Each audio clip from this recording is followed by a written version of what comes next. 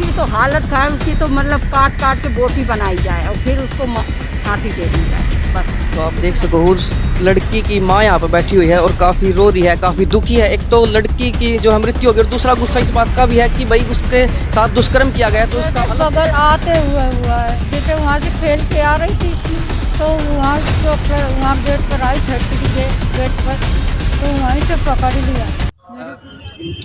राम राम सारे भाई, है ना, आप देख रहे हो संसार क्रांति।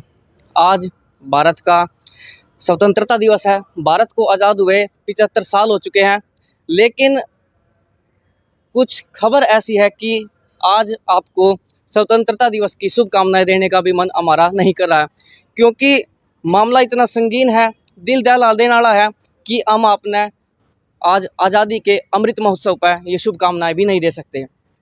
एक 6 साल की बच्ची के साथ आज दुष्कर्म हुआ है और दुष्कर्म करने के बाद उसका शव जो है सेक्टर 29 में नाले के पास फेंक दिया गया।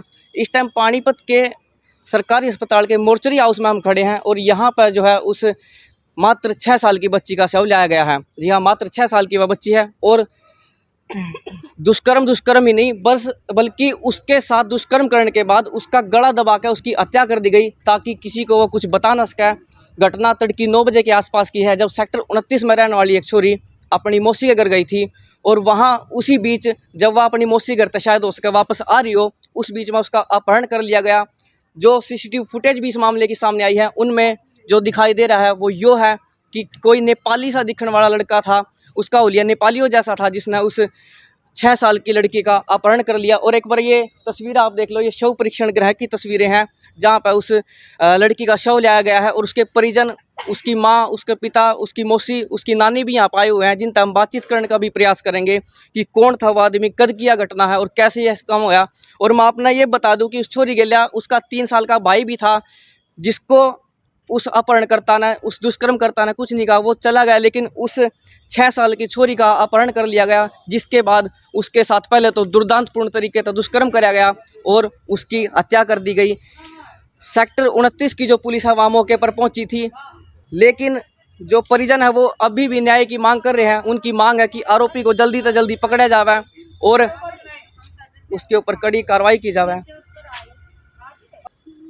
तो आप देख सको उस लड़की की माँ यहाँ पर बैठी हुई है और काफ़ी रो रही है, काफ़ी दुखी है। एक तो लड़की की जो है मृत्यु हो गई और दूसरा गुस्सा इस बात का भी है कि भाई उसके साथ दुष्कर्म किया गया, तो इसका अलग गुस्सा है। आप समझ सकते हैं कि इस ऐसी स्थिति में एक माँ की क्या मनोदशा उसका है। फिलहाल हम इनसे बातचीत करने का प्रयास करेंगे।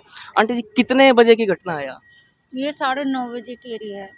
कहाँ गई थी आपकी लड़की? ये मैं मेरी बहन के पास गई थी, अपनी मौसी के पास। तो वहाँ जाते वक्त ये काम हुआ है या आते वक्त? जैसे बगल आते हुए हुआ है। जैसे वहाँ से खेल के आ रही थी तो वहाँ चौक पर, वहाँ गेट पर आई फैक्ट्री के गेट पर, तो वहीं से पकड़ लिया।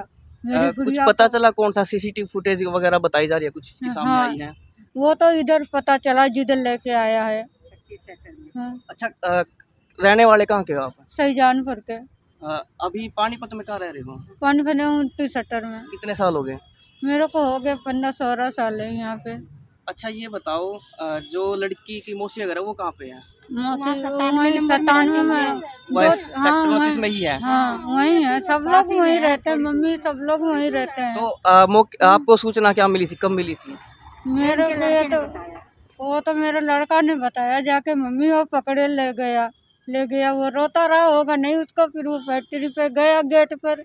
लड़का कितने साल का आपका? 3 साल का। तो अपनी बहन के साथ ही वो गया था? हाँ, अपनी साथी। तो ये बताइए, जो आपकी गुड़िया है वो किस हालत में मिली जब आप वहाँ पर गए? अरे मेरी गुड़िया को मैंने देखा ही नहीं, कैसे को क्या करा उसके साथ। मेरी मम्मी ने देखा, जाके मेरे को दिखाया ही नहीं। चलिए, उनकी नानी भी यहाँ पर है उस गुड़िया की जिसके साथ ये विभत्स घटना हुई है। चलो उन तभी बातचीत करने का हम प्रयास करेंगे। ये बताइए कि पुलिस ने आपको क्या आश्वासन दिया है? ये कहा है तुम्हें न्याय मिलेगा, बस इतना कहा है। मौके पर पहुंच गई थी पुलिस? हाँ, मौके पे पहुंच तो गई थी। तो कुछ उम्मीद लगी आपको कि? अब उम्मीद क्या लगे, जब मेरे को हो गए काम देखें तो उसको मतलब आरोपी को पकड़ के लाएं, दिखाएं कि हाँ ये है, तब हम भी देखें क्या हो रहा है। अभी अच्छा, तो दुख आपका है, घटना आपकी जो नवासी है उसके साथ घटित हुई है, जो आपकी लड़की है उसकी गिल घटित हुई है। तो आप के मांग करो प्रशासन तक, और आप क्या चाहो कि किस प्रकार की सजा उसने मिलनी चाहिए? उसकी तो हालत खराब है, उसकी तो मतलब काट काट के बोटी बनाई जाए और फिर उसको फांसी दे दी जाए, बस इतना चाहते हैं हम लोग। 6 साल की थी? हाँ, 6 साल की थी। पढ़ती बताओ। पढ़ती हाँ, पढ़ती थी। आज पढ़ने चली जाती तो शायद मतलब उसकी मतलब शायद टर जाती, नहीं टर जाती। अब आज पढ़ने गई नहीं। किशनपुरे में तो पढ़ती है, सारे दोनों बच्चे 3 बच्चे हैं इनके, तीनों पढ़ते हैं, पढ़ाती हैं, मजदूरी करके पढ़ाती हैं।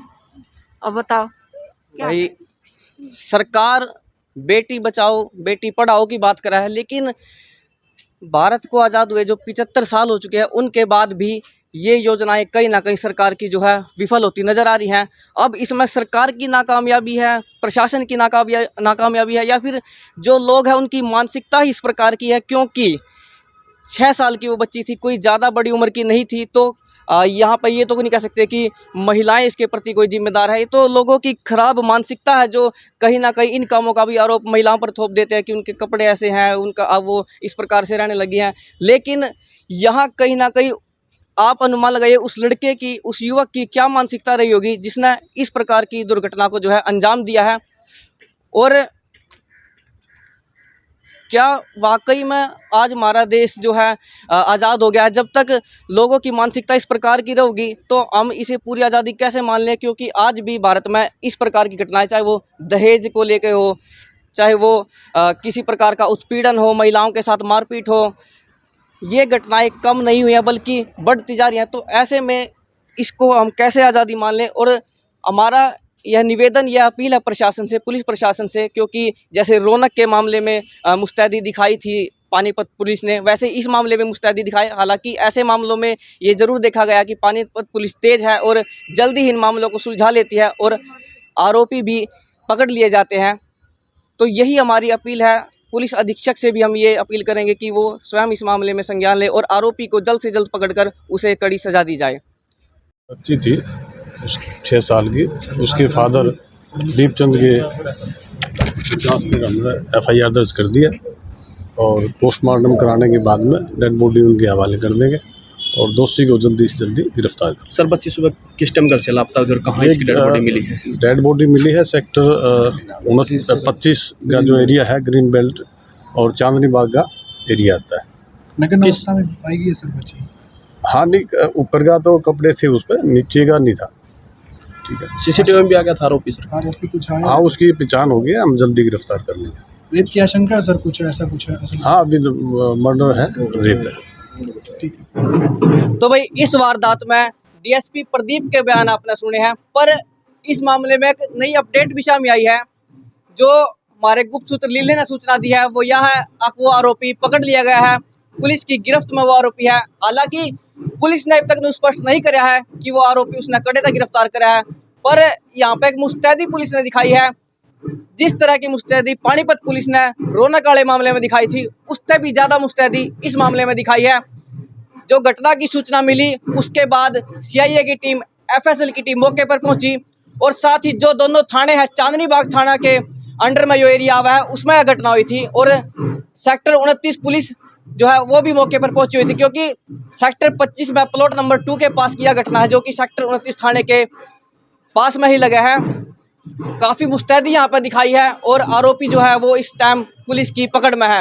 ये पुलिस उस पर क्या कार्रवाई करेगी वो भी देखना होगा। पर आपने यह बात बता दूं कि पानीपत पुलिस की यहाँ पर तारीफ करनी होगी कि उसने इतनी चुस्ती, इतनी सजगता दिखाई है जो कि पहला भी हमने कई बार देखी है। और तारीफ करनी होगी पानीपत पुलिस अधीक्षक शशांक कुमार सावन की, जिन्होंने इस मामले पर तुरंत संज्ञान लिया। भाई, पुलिस की तो यहाँ पर हमने तारीफ करी है, पर अपने दर्शकों से हम एक बात पूछना चाहूँगे, कमेंट बॉक्स में जरूर बताइए।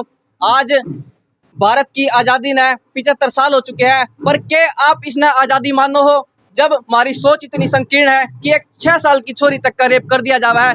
और आप यह बात बताइए कि उस छोरी पर आप क्या आरोप लगाओगे कि वह छोटे कपड़े पहन रही थी या वो कुछ ऐसी हरकतें कर रही थी? 6 साल की छोरी जो मासूम हो, जिसने किसी बात का बेरा भी नहीं होता, क्या उसके बारे में आप कहोगे कि वह भी गलत हो उसका है? तो यहाँ पर गलती किसकी है? गलती उन लोगों की है जिनकी सोच इस डाल की है। वो दरिंदा जिसने इस डाल का काम करा, हालांकि वो पुलिस की गिरफ्त में है, लेकिन जो काम उसने करा है उससे जितनी भी सजा दी जावे वह कम है। उससे कड़ी सजा दी जानी चाहिए। यदि फांसी तक भी ऊपर कोई चीज़ हो तो वह उससे दी जानी चाहिए। और हम अपने दर्शकों तक भी अपील करेंगे कि आप भी कमेंट बॉक्स में जरूर बताओ कि जो ये घटनाएं हो रही हैं, जो महिलाओं पर अत्याचार बढ़ रहे हैं, जो ये रेप के मामले हैं, देश की आग में जो बहु जिंदा जला दी जावा है, जो छोरियों पर अत्याचार हो रहे हैं, उनका उत्पीड़न करा जावा है, क्या ये चीज़ ठीक है? क्या एक आज़ाद राष्ट्र में इस ढाल की चीज़ें शोभा देवा है? वो आप कमेंट बॉक्स में जरूर बताइयो। और आगे भी संसार क्रांति आपने इस ढाल की खबर दिखाता रहेगा। और आपसे एक निवेदन है कि इस खबर ने शेयर जरूर कर दो भाई खबर ने शेयर। मैं हूँ आपकी गल्या अभिमन्यु शर्मा।